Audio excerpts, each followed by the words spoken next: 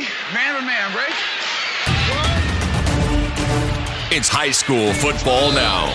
Presented by Fourth Down Magazine with Eric Epler and Andy Shay. Time for a look at Central PA football. Here are Eric Epler and Andy Shay.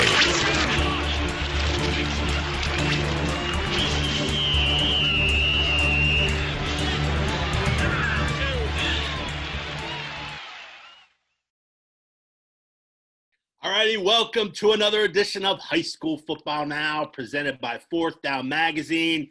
He is Andrew P. Shay of Fourth Down Magazine. Been in the business forever. I'm Eric Epler, Penn Live. I'm kind of nipping at your heels, brother. You are not far behind me. Not far. Oh. We have had a surprising, enjoyable week of high school football. Another week, thank you, of high school football to discuss. Playoffs are underway. We've already crowned one District 3 champion. A couple of more coming this week, and then 2 more the following week. So we're in the weeds, so to speak. Postseason play is here, and there's a lot of regular season action going on too. It is that kind of season in 2020. I call it the COVID-19 20 season. That would make sense, right, eh? Correct. The COVID-19 season. Yes, that's exactly where we're at. All right, thanks for hopping aboard. Let's go run down what's going to happen here over the next 60 minutes. Quarter number 1, of course, is the week that was. It was a doozy in Central PA football. We will talk about all the big final scores in week number, 7 or 8, whatever. No numbers. No numbers. No numbers, right. Quarter number 2, we are going to bring it back. It's our beloved. Beloved or beloved? Beloved. What's hot, what's not? We will bring that back for quarter number 2. Quarter number 3, of course, we bring in real-life football players. This week, we got a couple of Middletown Blue Raiders. They are back in the District 3 Class AAA Finals to face Wyomissing for a 5th consecutive time. Tajay Brody, big old bad defensive end, fullback / H-back / tight end. He does a little bit of everything. And TJ Daniels, who is a tough-minded player on defense. We will talk to him as well. Coach Myers, I think, may chime in as well, but we'll see. We don't know. And, of course, quarter number 4, we raise them up, picks and predictions. I think we have 12 or 13 games that we're gonna mow on through. That's a big buffet. One of us has to make a little hay in the race for the Shepherd Cup. Hint, it's not Andy. So we'll get to all of that. But first, Mr. Shay, how are you? Good. How are you? It was actually good to see you last Friday night. We covered. We got to share a little social distancing space. Yep. At Central Dauphin. And I think, if I had to guess, I think that's where we're going to start. Maybe. Yeah. There's no other place to start than there. But it was good to see you. The crazy part is, that's the first time we've seen each other in person since probably December of 2019. Yeah, it could be that long. Yeah, it could be that long. Now, we've seen each other plenty virtually. But that's the first time we were physically, because we're being COVID conscious and smart. Of course. And you've got your folks. We've got my wife's a little bit compromised, so we have to be careful. But it was good to see you. We had our Gators on. Thank you to PIAA for the Gator. That was my first Gator experience. I loved it, and it was my first time sitting in a press box all year. Yeah. It was weird. 6 games, and I was like, I did some virtually earlier, but I was like, it was kind of weird sitting in a press box. I'm not going to lie to you. But speaking of the press box, it was at the Speedway. It was the District 3 6A semifinal, the only one being played because we know what happened with Harrisburg last week. And the final score was Central York 42, Central Dauphin 15. The floor is yours, E. Listen, I was driving home, and I didn't have a long drive home, but I was trying to think of the last time an opponent's quarterback walked into the Speedway, former Landis Field, whenever they renamed it, and did this kind of job on the Central Dauphin Rams. I couldn't come up with one. So I immediately flashed to the Spaniard in the Gladiator. I kid you not. Russell Crowe. I kid you not. Russell Crowe in the Gladiator, a.k.a. the Spaniard. When he got the troops together in the middle of the Coliseum and he said, listen, fellas, no matter what comes through those doors, we got a better chance of survival if we stick together. And that's exactly what Bo did for Central York. This kid was phenomenal. This was one of the greatest postseason performances that I've seen, and I've been at it for 25 years, and you've been at it for as long. Approaching 30. As that. So he put this team on his back. He walked in with a chip on his shoulder and said, listen, these guys are not going to beat us. I'm not going to allow us to lose this football game. It was impressive in how composed he was. It was impressive on how he used his legs to burn a very good Central Dauphin defense for 150 yards.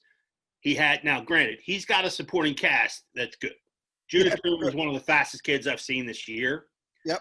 Jerry Yonchek, after the game, couldn't speak more highly about Judah Toom, and he was correct with every sentence he did to describe him. But just the tough running by Sturgis between the tackles, particularly late, when they burned that 18-play, 80-yard drive to salt this game away. No one does that on Central Dauphin. No one. 10 minutes of clock. Yeah, it was 10 minutes of clock, and this was already ahead 20 – what were they ahead at that point? 27-7 or 27-9? No, yeah, because they got a late one after that. Yes. But it was just this the offensive line doing a tremendous job. And you know, we haven't even talked about Bo Pribula's work on defense. It's the first time he played defense all year. He had a fumble recovery. He had some big hits. I mean, this kid was phenomenal, and this was his night. I know Central Dauphin had 3 turnovers in this one. They fumbled twice inside Central York's 10-yard line. Would have made a difference early.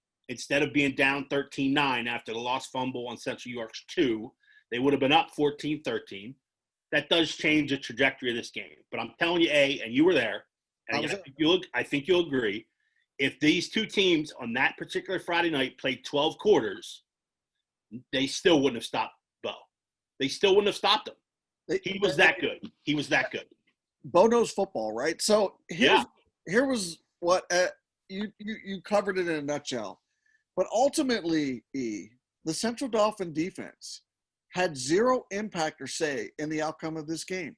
Yep. When's the last time we said that? Right? I mean, they had no ability to stop him or impact what they wanted to do in any way, shape, or form. And yes, the turnovers changed the trajectory of the game, but they didn't change the outcome of the game. This much, not the outcome, right? Yeah. This much, right. I mean, so CD was right in its wheelhouse, right? Even though they were trailing 13-9, you know, they were moving guys off the ball. I saw defensive linemen and linebackers. I saw orange helmets going backwards, right? You know, I saw white jerseys going the wrong direction. They were running the ball. At one point in the second quarter, they ran 25 plays to Central York's 1, but they didn't convert, right? Right. And then right before the half and right after the half, the game blew up. It was 13-9, and that short drive right before the half. And I want to ask you this. They had like a minute some, right? It was a minute 49, but it looked like they were just content right going to the house 20-9. I even said that to you. I'm like, wow, they're not taking a shot. Well, and it was like, this is all planned out. They were just kind of meandering up the field, and there was only like 17 or 19 seconds left, and they're still at like the 40, right? Or something like that. And then they hit Judah in the flat. CD missed missed 2 tackles, right? Yep. They missed the tackle, and they missed him in the flat, and that was it. I mean, he scored with less than 10 seconds left before halftime, and that made it 20-7. Then he turned the game. He put it on edge. That put it on edge right there. And then he totally obliterated the game. Judah did by taking the opening kickoff of the second half, 95 yards for a touchdown. Yeah, absolutely. 4 missed tackles. Usually you think of Judah as how fast he is, and you mentioned that. He's making guys miss, right? Or they can't catch him. That wasn't the case in either play. Central Dauphin missed tackles and had a chance to get him, and they were missed. He didn't make them miss. Do you know what I mean? Yes. Like, you know what a fast guy looks like him make them miss. He didn't make them miss. And that 18 play, they had to take their foot off the gas. That's crazy. They had to take their foot off the gas. And when they did, like you mentioned, 18 plays, 80 yards, over 10 minutes over the third and fourth quarter. I mean, that's all you need to know. I thought their linebackers were good. I think Carter Glassmeyer and Jack Smith for the Panthers. Yeah, both of them were really good. Absolutely. Yep. Both of them were really good. The 9 and 7 and 9 and runs, there wasn't a lot of 26-yard runs or a 52-yard run. You know what I mean? Good linebacker play. Yeah, they were making tackles 6, 7, 8 yards downfield, but that's okay. And Bo in the secondary, they already have a good secondary. It just took Central Dauphin completely out of its comfort zone. And you're right. If they played 12 quarters, I think the score might be a little bit different, but I don't think the results any different. I don't think they come back or find a way to stop that kid. Not on that particular Friday night. That was Bo and are you not entertained moment. I mean, it was that good. It was that good. All right, hey, let's move on to a couple of matchups. Steel High wins the District 3 Single A title. I believe that's title 11, 12? Or somewhere like that. I didn't take the number. But they beat Delone Catholic 23-13 in a deluge down at Flaherty Field in McSherrystown. I believe that's the name of the town. Is that correct? Correct. All right. Correct. So anyway, it was a downpour. It was cats and dogs everywhere. Steel High came up with the chance, and it was all about Odell Green basically offensively. 42 carries in this. I told you Steel High was a running team. Did I not say that? How did you? It took a rainstorm to get him there, but 42 carries for Odell Green in this one, 160-plus yards, I believe.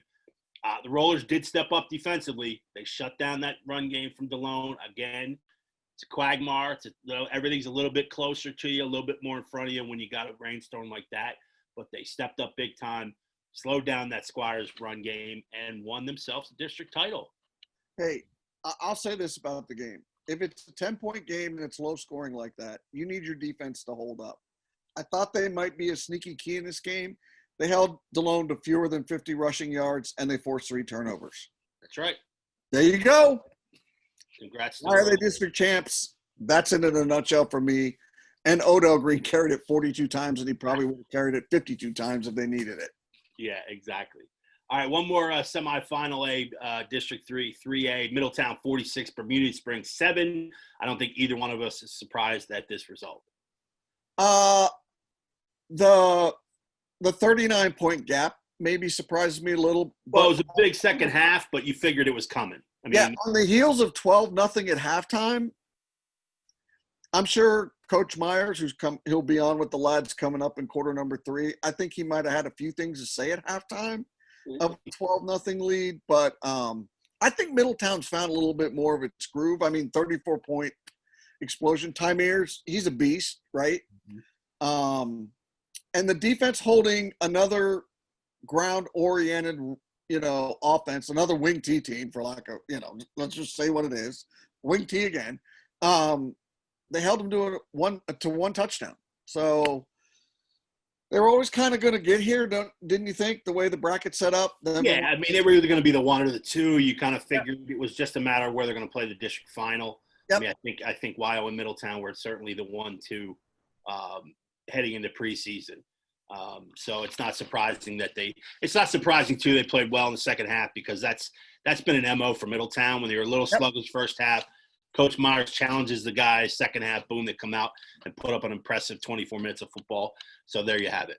When you need high-quality printing that is affordable and completed on a tight deadline, choose Fortney Printing. Fortney Printing has been locally owned and trusted for more than 3 decades. Whether you're a large corporate client, a team, a school, or individual with a small job, Fortney Printing will treat you like family. Call or email today for a quote and mention Fourth Down Magazine. You can call 717-939-6422. Or if you want to send an email, send it to adam@fortneyprinting.com. Fortney Printing, your trusted source for promotional items, printing, and PP&E in the Harrisburg area. Back at you. All right, YMSC 47, Boiling Springs 7. This was the other District 3 3A semifinal on Saturday afternoon at the A Field. Weird name for a field, but at the A Field. Beautiful, beautiful complex. It's a great venue. It's a great place to watch a high school football game. It's a great place. With one exception, we'll get to that next quarter. But 47-7, Boiling Springs had real troubles against the ground game, 395 rushing yards for Wyomissing. The counter was particularly dangerous to Boiling Springs. They just could not stop it. Got behind early, and it just steamrolled on them. Yeah, so if you're Boiling Springs and you run the wing tee as well and you pass for more yards than you rush for, you might have a problem. I'm a little surprised at the 40-point gap in the final score, just a wee bit. I thought Boiling Springs would show up better defensively. Hey, by the way, I saw you on the sidelines, partner, on the live stream. Well, they do, like I told you, they do glance. When you're on TV, they glance around for all the celebrities. So it was all a matter of time, So, but for Boiling Springs, when you go from 0-10 the year before to playing Wyomissing in a playoff game, that's a great story, right? Yes, absolutely. But playing Wyomissing is also a huge jump. Yeah, it is. Absolutely, you're right. Yep, you're absolutely right. All right, Altoona 29, Williamsport 14. This was a 2-4 sub-regional in Class 6A. The Mountain Lions continue their impressive postseason run. Man, I'll tell you, they look pretty good, man. I'm telling you, I'm glad for those guys. Like I said, it's off to the Mountain Lions. It's been a tough climb for them since they've rejoined the Mid-Penn back in 2016, and they're doing really, really well. Delaware Valley's on deck next week, and you know what? They have a shot to beat the District 2 champ. They absolutely do. Yeah, why not? All right, couple more quick ones, before we get out of here. Juniata 24, Bellefonte 21. This was a District 6 4A title game. Congratulations to the Indians. Yep. This one went back and forth. Eventually, Jacob Kondo, the really talented, fun-to-watch quarterback for Juniata, 165 total yards in this one.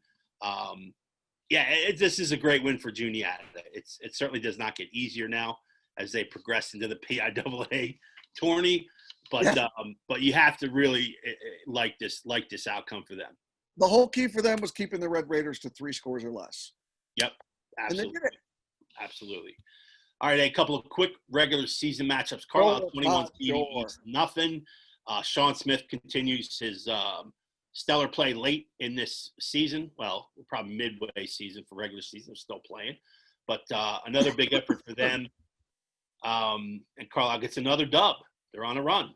Yeah, he's got over 500. Sean has over 500 rushing yards the last 2 games. Hey, East has struggled offensively all season. And Carlisle made sure that continued by picking off 4 passes and posting a shutout. Yep. Wilson ended their season for 2020 with a big win over Minneapolis Central, 4-21. Waynesboro 22, Northern 0. Yeah. Shocker there. Shocker not only because Waynesboro was on a 2-game skid, looking like they were climbing the other way. They showed up big time, and Northern really had no say in this battle, which is a tough sell going into the 5A playoffs next week for the Polar Bears. Yeah, so good luck. We'll talk a little bit more about that. Last 1A, Mechanicsburg 43, East Pennsboro 21. You can't stop Micah Brubaker, and the Panthers had trouble stopping number 11 once again. Yeah, the beat goes on, 334 total yards. That's like normal now, kind of. Told you, turn your head. You're down 21. That's Mechanicsburg. Yeah, I mean, this week it was 34. They had 30 points before the third quarter was 4 minutes old. That's kind of what they do. You can't blink, my man. Can't blink. All right, when we come back, quarter number 2, we're going to cover a lot of ground with our beloved What's Hot, What's Not. Keep it right here. You're watching 4th Down Magazine's High School Football Now with Andy and Eric. Stick around. This is High School Football Now, presented by 4th Down Magazine. Okay, welcome back to High School Football Now with Eric and Andy. We are presented by 4th Down Magazine, and it's quarter number 2. It's time for What's Hot, What's Not. We haven't done this in a few weeks, partner, so we have a little backlog of what we've been observing, but I'm going to let you start. You can take us hot or not. I don't care. Wherever you want to start, you generally always start with hot, but wherever you want to go, fire us up.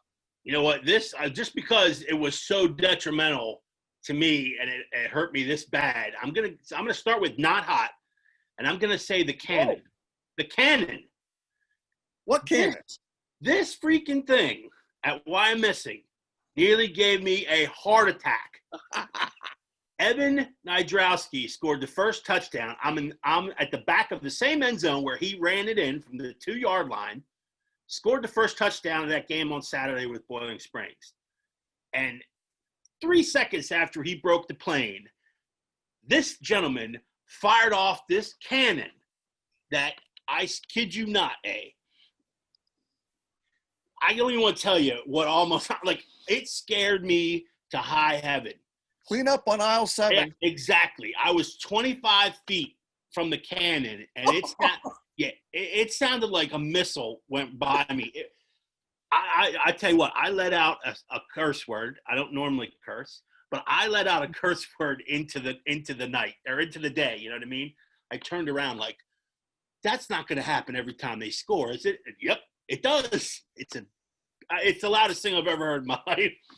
So damn you, cannon guy who sits there in a lawn chair and all he does the whole game is just pack this thing, just packs it, waiting to send it off. So not hot. I don't care if it's a tradition and why I'm missing. I don't care. Not hot. I was scared to death. All right, I'll throw out my first not hot. And dude, I have to go to the Northern Polar Bears. They were undefeated. They had already secured their playoff spot in the Class 4A bracket. They're playing against a Waynesboro team that started hot, but had got been beaten twice in a row, was struggling a little bit coming in. You're like, okay, well, at least it's a 3-2 team. It's a good playoff primer, right? It's a good test. And I'm not saying you have to win. Like, that's not the problem, winning or losing. But it's how far they fell off the cliff. And I swore when I saw the score, which was 22-0 Waynesboro, I thought they sat their starters or they rested everybody. You know what I mean?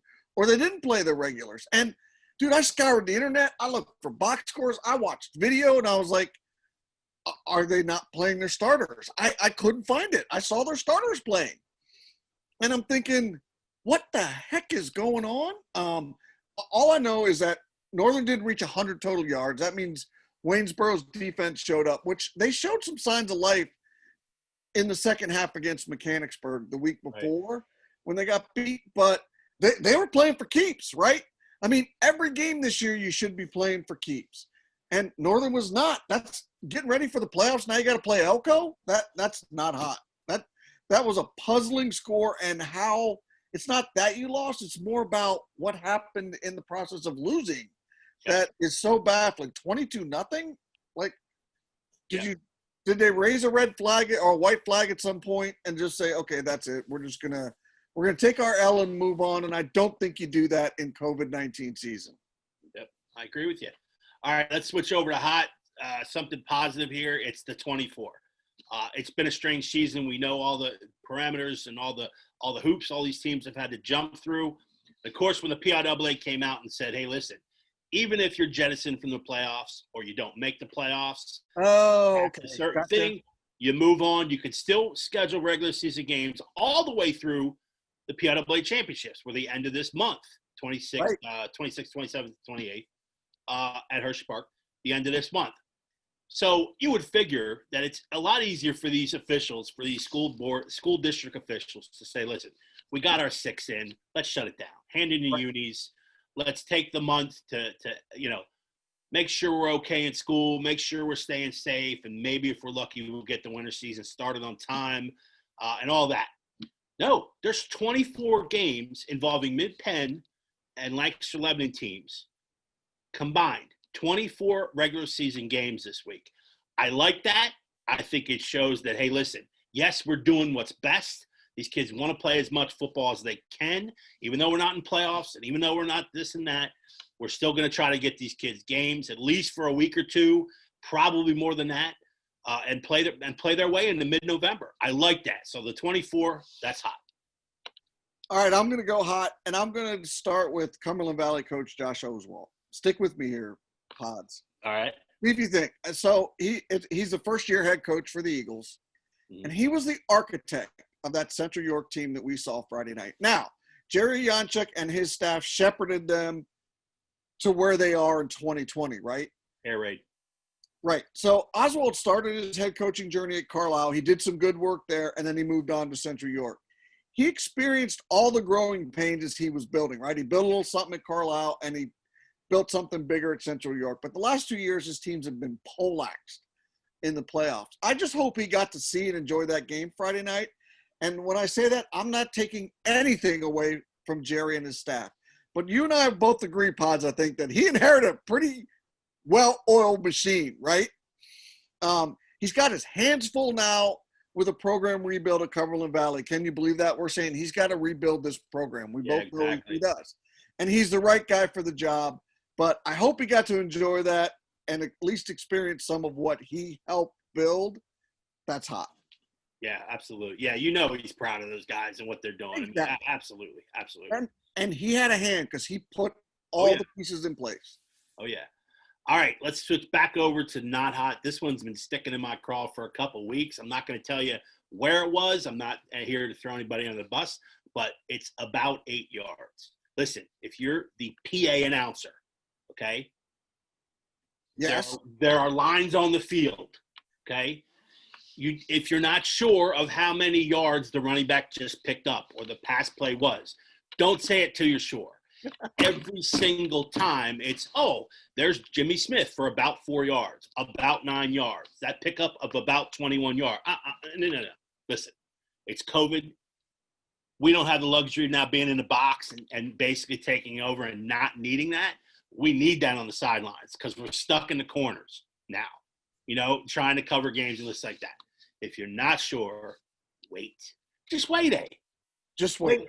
Wait another second or two till the zebra puts the ball down, and then you go. You know what I mean? Then you go. Yeah, that's a good one. It's just not. It's not in the grand scheme. It's not a big deal, but to us in this particular year, it's a big deal. So you should try to make sure it's accurate. So about 8 yards, not hot. All right, I'm going to go with the early power ratings and their volatility is not hot. This isn't beating a dead horse. It's just yet another reason I don't look at the power ratings before week 7 in a regular season. But look, we knew that there was going to be short playoff fields. We didn't expect it to be quite that volatile, but the potential always existed. And it was always going to look like this, that there were some teams that had good records and good power ratings that were not going to make it. That was always going to be the case. It's 2020 and COVID-19's running the show. What happened to let the kids play? I get the competition side of it when you get going and you want to be in the playoffs and you want to have a chance to play. I get it, but I found it very hard during that, week leading up to the playoff deadline and even the week before. I saw a little wild rodeo cowboy crap going on with some teams and numbers and who they played in games and all that kind of crap. What happened to let the kids play? Gratitude went out the door way too freaking fast. We're just happy that we had them. That should be good enough. And congratulations to the teams that made it. And if you didn't, keep playing football and shut up. Yep, exactly. All right, let's switch back to hot. I'm going to just piggyback on what we talked about in first quarter.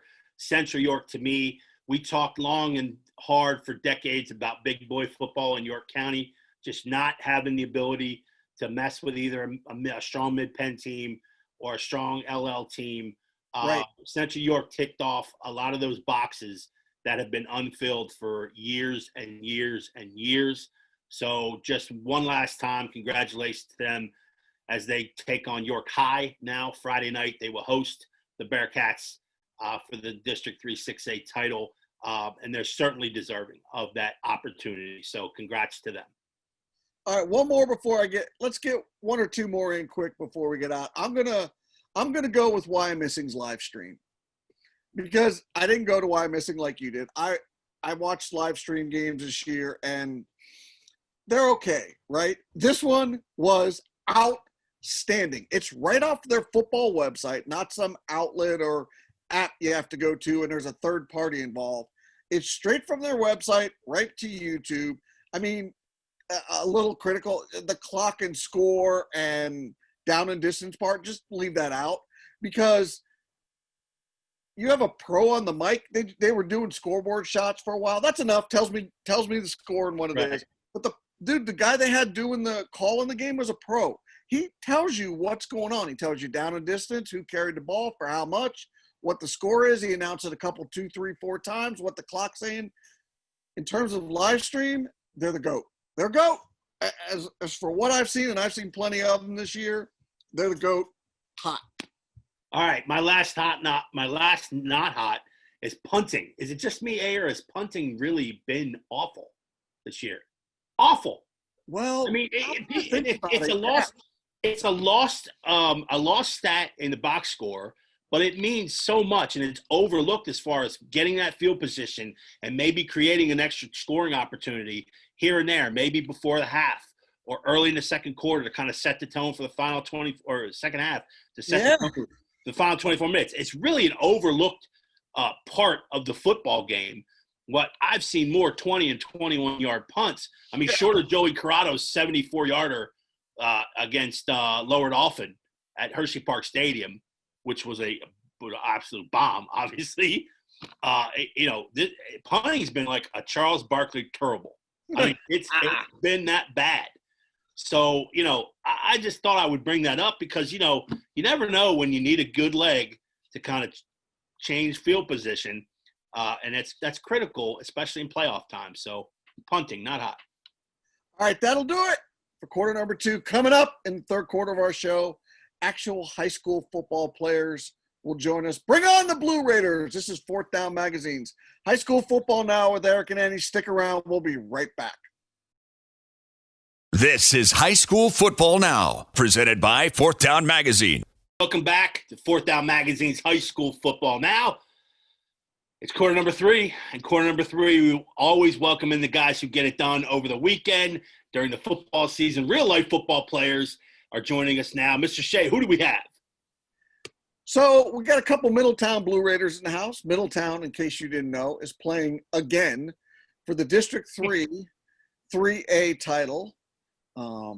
They're not the defending champions this year. They're going to play the Wyomissing Spartans. They've become good buddies at the playoff level. Team from Berks County. So we have number 9 in your Middletown program, 6'4", 245-pound junior, defensive end, tight end, fullback, Tajay Brody. This season, Tajay has nearly 300 yards of total offense, 170 receiving, 93 rushing, a couple touchdowns. He also has 4 TFLs and 2 sacks on defense. He's a handful on that side of the ball, ladies and gentlemen. Number 6 on your Middletown roster, 5'11", 190-pound senior, wide receiver, defensive back, cornerback, TJ Daniels.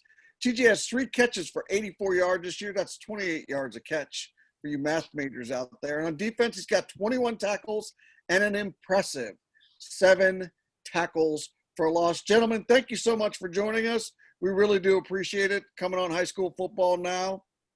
Good luck Friday night, Mr. Epler. Fire away. All right, guys, I'm going to get to the bad first. I wanted to ask both of you guys, Tajay, I'll start with you. What did you guys learn from the Steel High game? We learned a lot, to be honest.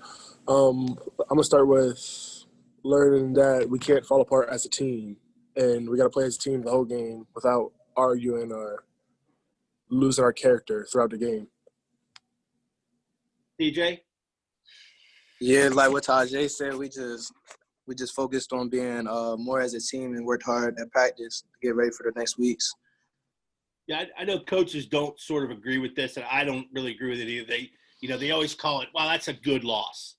I don't abide by that. I think obviously you learn more from winning about team chemistry and how to kind of push forward and the whole routine of successful football programs. You always have a good routine. This is the year where routines get blown up. Everything gets blown up because of the virus, the pandemic.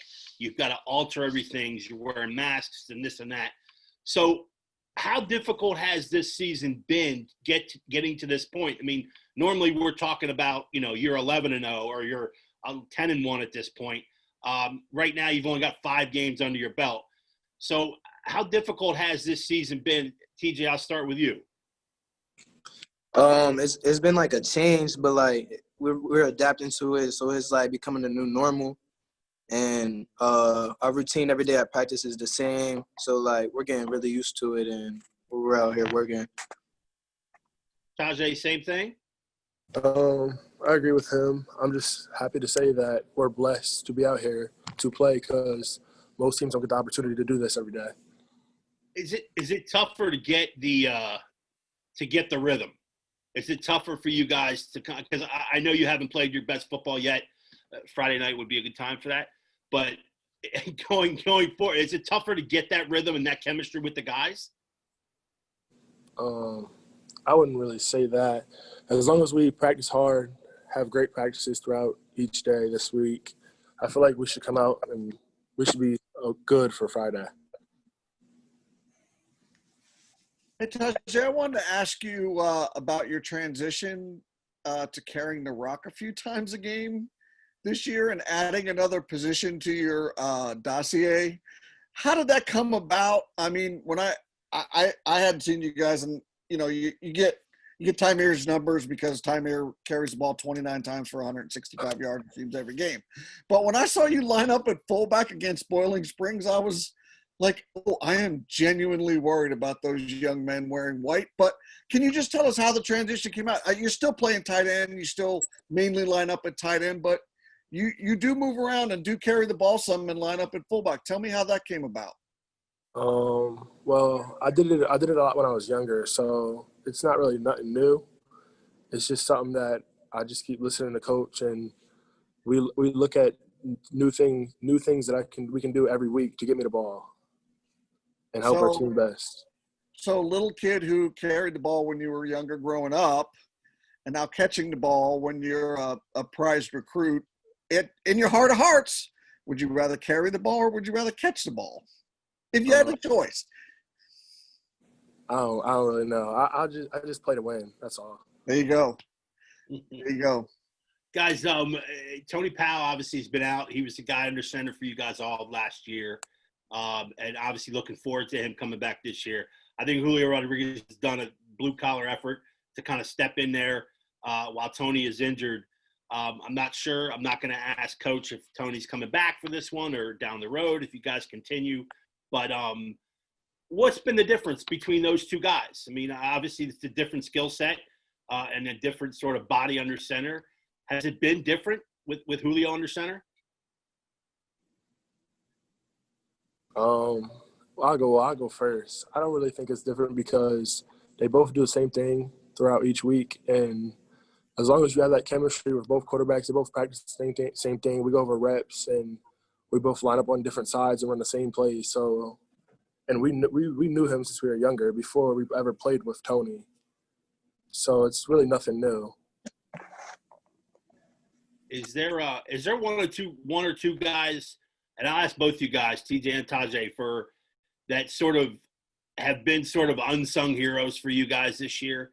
I mean, there are a lot of, Coach had a lot of new starters to kind of plug in after last year's run to the district final. You're back now. Have there been one or two guys that have really stepped up in your eyes? I mean, as players, you get a different perspective than what coaches do. So guys that maybe you thought were going to be good, but they've really stepped up. I'm very proud of our line of how they've been playing lately, and I'm proud of. We have a young guy. He's new. He came from the 7-star. His name's Marquise. He's a young lineman, and he's just a lot different than you would see when it comes to a young guy. And then we also have a corner who plays now this year. His name's Audric. I'm pretty sure y'all know him. Right. Yeah, I think like defensively on the defensive ball, I think our two corners, Jules and RJ, really stepped up this year. Tackling wise and in pass coverage, they've been doing really, really good job. Hey TJ, I wanted to ask you, I asked this joking, are you sick of seeing the wing tee? A little bit. I was asking, I mean, and if they're playing it, which Why Missing does, it's nothing you haven't seen before. But I also wanted to ask you, the guys in the secondary and you guys on the back edge, you've been creating mayhem off the edge this year, tackles for losses, blitzes and creating mayhem. It's difficult when a team that runs the wing tee can also throw a little bit like them. Can you talk about the discipline required this week from the guys you and the guys on the back end, because their pass game is efficient and effective for them? Yeah, we're really not too worried about the pass game. Our eye discipline we've been working on since like before the season even started. That's the main thing we focus on at practice, and our secondary is our eye discipline and make sure we're reading our keys right. And watching film as well, so you know what routes are coming in certain situations. There you go. That's why they win a bunch of football games, E. Yeah, has coach, he probably will suggest this as the counter come up at all so far in film study. I see Tajay smiling. Do they run a counter? Yeah. They run a counter, yes. Only about 26 really times a game. Really what kind of suck Boiling Springs in a little bit. Coach Myers doesn't really strike me as the motto type guy where he brings out these proverbs and tells you guys, but is there anything he does in practice that just annoys you? You can trust me, he's not around, so you can say you know he's sitting there, right? What's the one thing he always says at practice that you're just like, oh, come on, man? Do it again.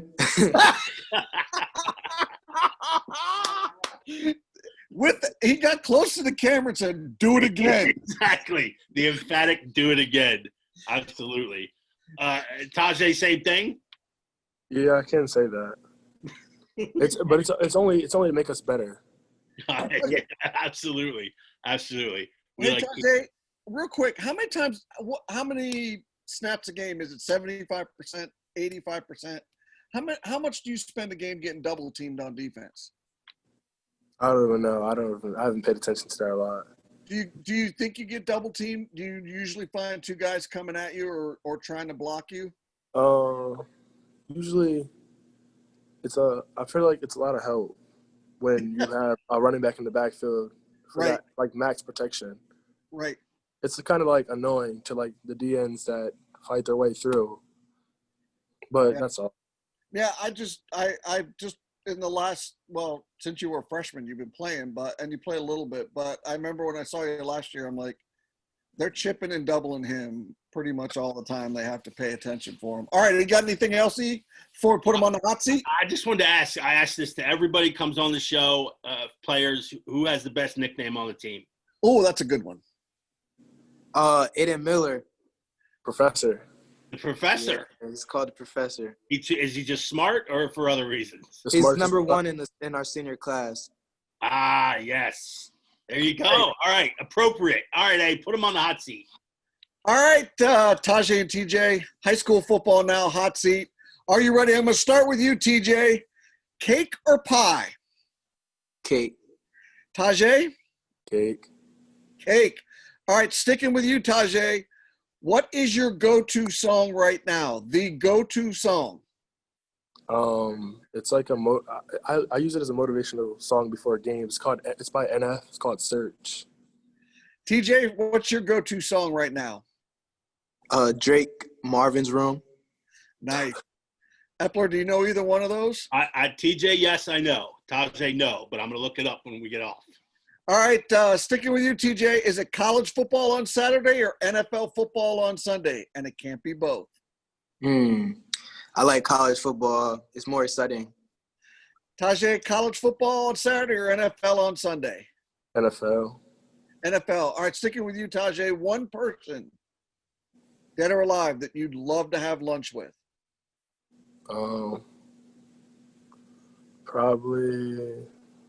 Probably alive. Nice. Kevin Hart. He's funny. TJ, who is it for you? I'm gonna say Selena Gomez.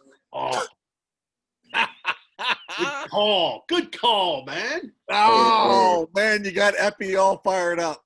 Absolutely. That's a good call right there.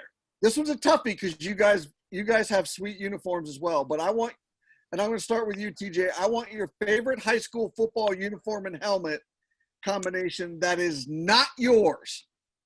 That's not ours? Yeah. Either Harrisburg or Central Dauphin East black and white uniforms. They're all black. They're all black. Tajay, whose do you like that's not yours? I like Stilton's all white. They're all white. Steel High is all white. Nice. Nice. All right. Last one, and I'm going to start with you, Tajay. Give me your go-to order at Sheets. I don't really have a go-to order at Sheets. If I'm really getting anything, it's probably not food because it takes too long. So probably stop by and get like a milkshake or something and then like leave. TJ, you got to go to order at Sheets? The appetizer platter, the $4 for $. What do you get? Which one? I get mozzarella sticks, the popcorn chicken, and then the macaroni bites. All right. Not a cheese curd fan. That's all right. Gentlemen, thank you very much. Tajay Brody, TJ Daniels, good luck on Friday night when you host Why I'm Missing for the District 3 Class 3A championship game. Back for a fifth time? Is that 5 straight now? 5 straight now. Title games. Impressive stuff, guys. Thanks again for joining us, Coach. Thanks for allowing us to talk to these guys. Stay healthy. Good luck, and we'll see you on Friday night. Thank you. Thank you. Thanks, guys. All right, when we come back, it is quarter number 4. We raise them up, picks and predictions. This is High School Football Now. We are presented by Fourth Down Magazine. Come on back. This is High School Football Now, presented by Fourth Down Magazine. Okay, welcome back to High School Football Now with Eric and Andy. We are presented by Fourth Down Magazine and hosted by the engaging Small Player Big Play app. Our picks and predictions, of course, are sponsored by Crown Trophy. Go to crowntrophy.com for all your trophy needs. Shepler Cup update E. Whatever last week number was, we're not saying the number anymore. We were both identical. So it's getting that time of year. We were both 7-2. We lost a game to COVID. We kind of expect that now. We were both 7-2. We both missed the same games. We both picked Central Dauphin over Central York. Wrong. And both of us had the Polar Bears beating Waynesboro, and we both got that one wrong. We were both 7-2. Overall this season, dude, you're still 6 games back. I'm 47. I'm 4 games back. I know. You are He said 6. You are 43-16. 4 games back. Yeah. So, all right, let's kick it up. Let's see if we can get a little difference this week. Maybe I'll have a couple different flyer picks for you. Let's start with the District 3A final. This is Why I'm Missing. The 2 seed, they're 6-0. They're at the Middletown Blue Raiders. 5th year in a row these 2 teams have played at the district playoff level. Middletown's the number 1 seed at 4-1. Go ahead, E. You mentioned this to the guys from Middletown, Tajay and TJ, when they were on in quarter number 3 about Why I'm Missing's passing game. That was one of the things. Everybody knows Why I'm Missing is very strong running the football. They're disciplined. They run the wing tee. They do it very, very well. They use their leverage well. They got a lot of size up front, and that size can move. That's a dangerous, dangerous combination for any opposing defense. But Zach Zekman impressed me about how he sort of pilots that offense. And even though in the wing tee, listen, everybody hates the route tree in the wing tee. Everybody. Because you're always throwing either off your back foot or against your momentum. Right. It's just how it is. So passing games never look pretty in the wing tee offense. But the way Zach Zekman, he's a veteran, the way he pilots that offense, again, it just gives them another dimension and another thing for Middletown to think about in this football game. So I've had Why I'm Missing top 5 in the state since the preseason. I believe they're number 2 right now. I still think they're the toast of the district in that classification. So, I give Middletown a puncher's chance here, but I have to take Why I'm Missing. I'll take Why I'm Missing as well. I'm looking forward to this game. Me too. And after seeing the Spartans, watching the live stream of the Boiling Spring games, I agree. Zach Zekman's the X factor. He's the X factor for Why I'm Missing offensively. He gets you going one way, which is run, whether it's buck sweep or counter or inside trap. And then he has the arm talent, and he's got some QB chops. He delivers seeds to those wide open receivers, right? So he gets you yinging and yanging and coming and going. I like the Blue Raiders secondary a lot, but this is going to require a lot of football discipline out of them, right? Because you want to be good run support, because you have to be, because it's the freaking wing tee. Plus, Why I'm Missing's huge up front. And you saw it in person, but I'm even looking at the live stream and I'm like, good gracious, they're large humans. I mean, they have big boys. I think quarterback pressure and handling the quarterback up front defensively is going to be a key for Middletown. They have a couple cats in Tymere Jackson and Tajay Brody that can get after it. Can they get past those trees of human beings that Why I'm Missing has? and be impact players and make the quarterback uncomfortable in the pass game might be a key to this game. But I'm going to take Wyomissing as well. All right, let's keep rolling with playoff games. Mechanicsburg, they are the 4 seed. They're 6-0. They're going to play Governor Mifflin, the 1 seed, 6-0 at the Mustang Ranch. This is a District 3 5A semifinal. Go ahead, E. Mifflin is definitely a lot more than Nick Singleton, although he's a huge factor in this football game. Yeah. He's really, really, really good. He's very Governor good. Mifflin, though, they've got 4 quality wins, what I would refer to as quality wins on their schedule in a 6-0 March so far. They've been held under 50 points just twice all season, and one of those was a 48-7 win against Wilson in the opener. Oh, that a win?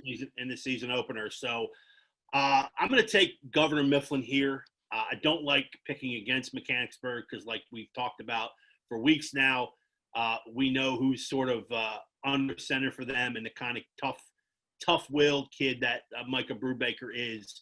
And there's a couple other guys, too, that you really have to pay attention to on Mechanicsburg, just on both sides of the football. So I think this could be a whale of a football game.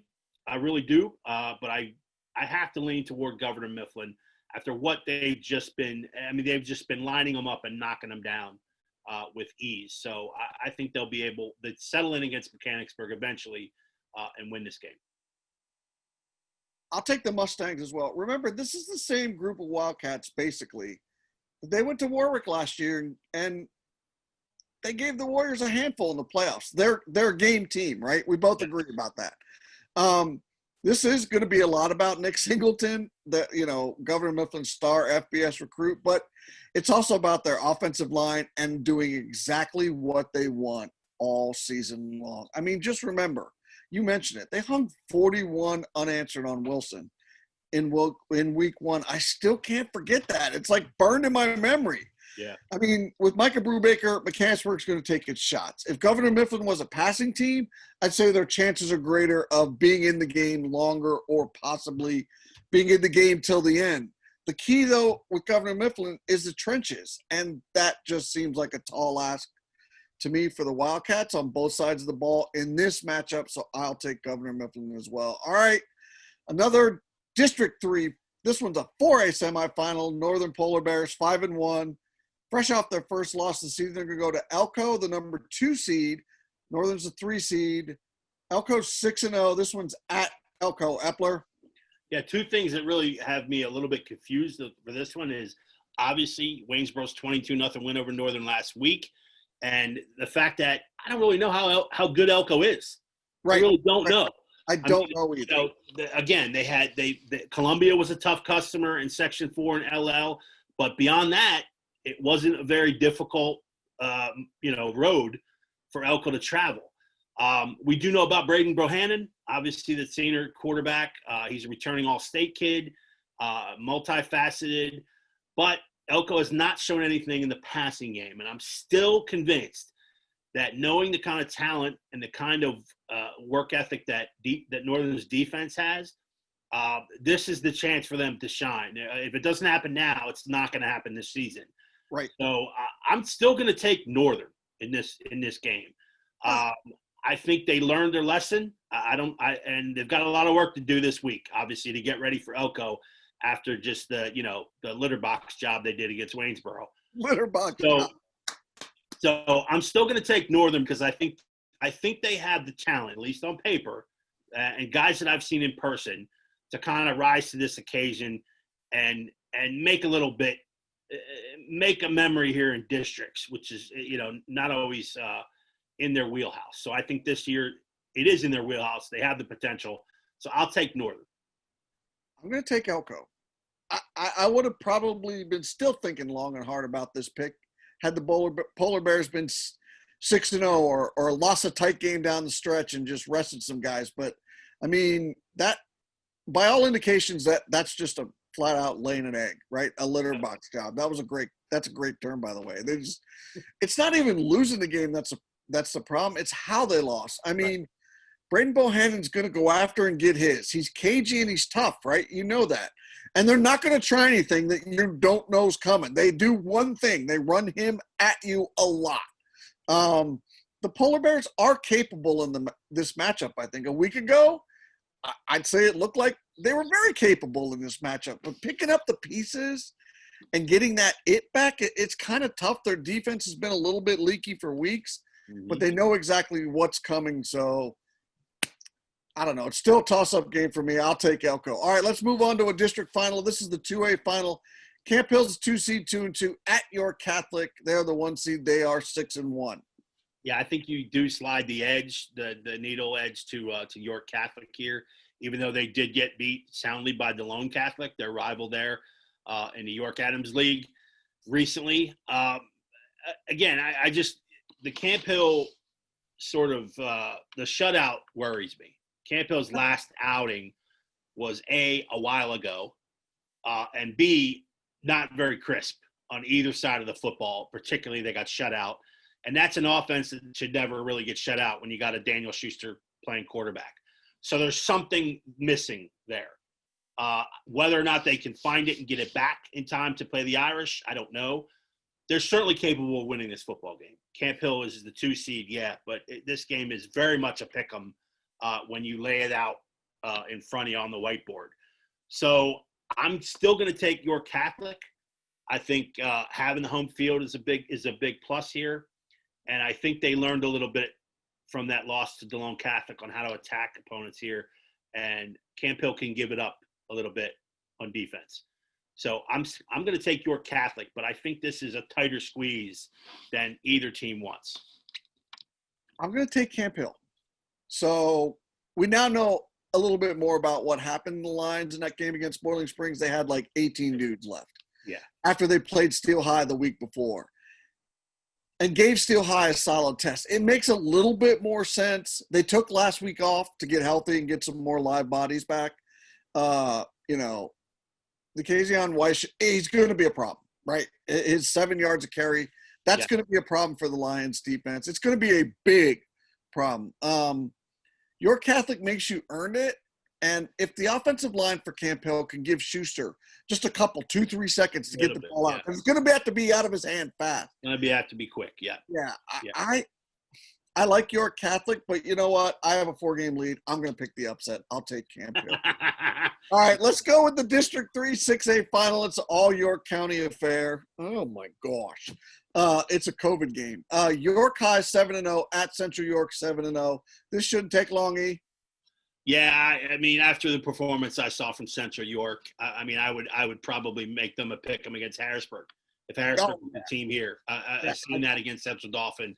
You worry a little bit that it was just such an emphatic performance too that maybe there's a little letdown. But this is not with Bo running point, not with Bo running point. I mean, again, this game is all about him and his teammates, and I can't see York hanging with them. I think this is a complete I don't want to say annihilation because that's dismissing York High being undefeated. That's not right. But I still see this as multi-touchdown win for Central York.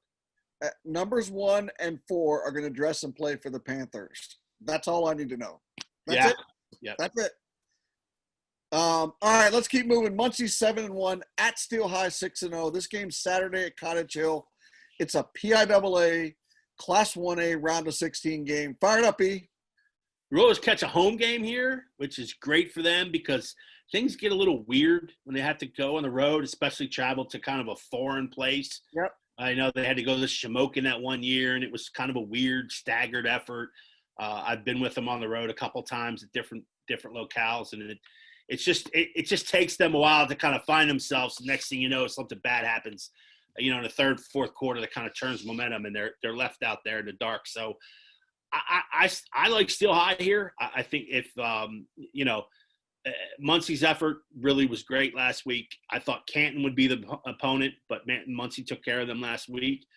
Ty Nixon and Ethan Gush are certainly a great 1-2 punch for Muncie, but knowing what Steel High did against DeLone Catholic and figuring that, all things being equal, everyone's healthy for Steel High, there should be a lot of opportunities here for Alex Serby to hook up with Mackay Flowers and more and Hammonds, and I think it could be a long night for Muncie. So there's a lot of toughness on the other side of the football, but I like Steel High here.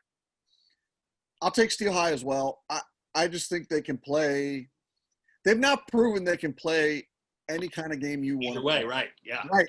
So that's why, and their defense holds up under a stern test. Middletown, it was early in the year, but that's still a good test, right? Right. Delone Catholic, less than 50 yards rushing, and they produce turnovers defensively. That's a stern test too, down at their place. They're back home. They're comfortable. I'm taking the Rollers as well. All right, this is a PIAA 6A round of 16 game. Altoona 4-2 versus Delaware Valley 4-1. This game's at Danville High School. What do you think, E? The only thing really holding Del Valle back is the fact they haven't played a lot of football. I mean, they started the season late. They had to drop out one to an opponent who had a COVID issue. Altoona is certainly running hot. I mean, I would think this game is probably a pick 'em. I think it's darn close to even. Knowing what the Mountain Lions have done the past couple of weeks, I'm still going to take Del Valle because I think, like you said, you know, when you get to the midpoint season, they're 4-1 now. They got a little bit under their belt. They're finding themselves. Good win last week. I'm going to take Delaware Valley, but this one's going to be close. Yeah, I'm going to take Delaware Valley too. I don't think the Mountain Lions are quite at the compete level with, say, playing like LaSalle College yet. And we know Del Valle is, right? Right, yeah. Shot is all you want, and Altoona's earned this one. Absolutely. So, but I'm going to take Del Valle as well. All right, one more real quick in our high-end list. It's Juniata's 5-1. Oil City's undefeated 8-0. This is a PIAA 4A first-round game at the Ravens Den, Mansion Park, Haunted Mansion Park, in Altoona, Saturday at 1 o'clock. Go ahead, E. Perfect for Halloween, the Ravens Den. Yes. Cold, dank, dark, and wet. That's all it is. Anyway, it's been boy, if Juniata can get by this one, God bless them, because Oil City has just been lining them up and kicking them down left and right. Score a lot of points. Cameron Russell has run the ball effectively on everyone that Oil City has lined up against. I think he'll have some success here too. I will take the Oilers in this one. 49 TFLs for this football team, 44 sacks for Oil City, and they've had a pretty decent schedule. So I wish Juniata luck, but I have to take Oil City in this one. I'm going to take Oil City as well. This one kind of scares me. I mean, it feels like the Indians are facing like a full-grown man with a beard who's been shaving for 3 to 4 years now. That's the kind of football team they're facing. I mean, they hammer you offensively, and then on defense, they're just relentless. They attack with no conscience. They just keep coming after you on defense. This is a tall ask. I'll stick with Oil City. All right, a few regular season games before we get out. Carlisle at Cumberland Valley. The Eagles certainly showed better against Spring Ford. I mean, Spring Ford was the team to watch in 6A. Only a 6-point loss there. But again, Carlisle is on the uptick. They're on the uptick, and no one has stopped Sean Smith for a couple of weeks now. So I expect that to continue. I will take Carlisle. I will take the Thundering Herd as well. You're right. Carlisle's invested in this season, and it's a chance to beat CV again. I still think that matters. Yep. Plus, Carlisle got to actually rest and practice a little bit. So, I mean, Smith and that offensive line are rolling. All right, I'll stick with the Herd. Cedar Cliff at Redland, West Shore School District. Sister school game. Go ahead. Yeah, 4 weeks ago, I would have definitely picked Cedar Cliff and told you it was a 4-star game. Now they're all 3-3. Redlands played tough. I'm still going to take Cedar Cliff here. I think they find enough offense to kind of get back, but this could be one of those, sticky late touchdown games that kind of gets the separation. So I'll take the Colts. I'll take Cedar Cliff as well, but I think Redlands found its footing and climbed to 500. To me, Jameer Reynolds Vasquez is running well for the Colts, right? Mm-hmm. He hits the hole with authority. He's not shy about ripping into contact. And we know Cedar Cliff's defense has been struggling, but I'll ride it. I'll take the Colts as well. All right, real quick, Shippensburg at Susquehanna Township on Elmerton Avenue, Roscoe Warner Field. Give me the Indians. I'm going to take Susquehanna Township here at home. I like them. They get in a couple weeks there. I'm not sure Shippensburg's equipped to kind of deal with the speed, and I think there's a little bit more cohesion for Susquehanna Township now. I'll take the home team. Give me the road team. I'll take Shippensburg. I agree with you. Maybe it's probably going to be a shootout. Hannah's much better prepared for this game. Give me the Greyhounds, 36-31. Somebody cover Hauser. All right, Central Dauphin at Manheim Township, back in the fire for the Rams. Man. Good for them, scheduling the game, first of all. Good for you. Yeah, no, they're going to keep playing. They got a couple more to come too after this. So, to me, last week again, that was all about Bo and his time, but it still did look to me like they disregarded, or not disregarded, but didn't give Max Mosey the best situation to kind of help dig that offense out against Central York's our defense. Now, I know Central York had a great push. Don't get me wrong here. But there just seemed to be something off about Max Mosey, and it just became a let's just chuck it deep because we're a couple touchdowns behind. That's not really their game. So I think they'll get that ratcheted in. I think they'll play Manheim Township with a little bit of a chip here. So I'm going to take CD. I'll take Central Dauphin as well. It was a very, very disappointing loss last week. Show that doesn't identify you, right? Go out and play well and win this game. That qualifies to me as impressive. Blue Streak's are on a 5-game winning streak and feeling they're going to give you their best shot. Last one real quick. Hershey at Manheim Central this Saturday at noon. Saturday matinee football at Eldon Red 2. Yeah, this one could be really, really fun. I'm going to take the Hose Barons just because it's at Eldon Red 2, and they're pretty good there. And again, Hershey's now they've been on a bye week because they lost the game last week with McDevitt. So maybe a little bit of steam they lose to try to get it back. Manheim Central is at least playing better. So I think this could be a very, very close football game. I will go with the home team. I'll take Manheim Central as well. I know the Barons are struggling this season. The Trojans are not. But I need to see Hershey win a game like this before I pick them to win a game like this. That's it. That's understandable. Yep. That's understandable. All right. That it? That's it. That'll do it for this edition of High School Football Now with Andy and Eric. We are presented by Fourth Down Magazine and the proud folks at Small Player Big Play app. That's where you can find us each week and on YouTube as well. Special thanks to Middletown guests, Tajay Brody, TJ Daniels, head coach Brett Myers. They've got another date with Why I'm Missing in the District 3A championship game Friday night at War Memorial Field. If you're lucky enough to get a ticket, they are allowing some people in. I'm not sure how many. But if you're allowed to get there, get out and watch a game and bundle up. It's going to be cold. All right, partner, I appreciate the time. Thanks as always. And you and I will be back next week. Join us, won't you? See ya.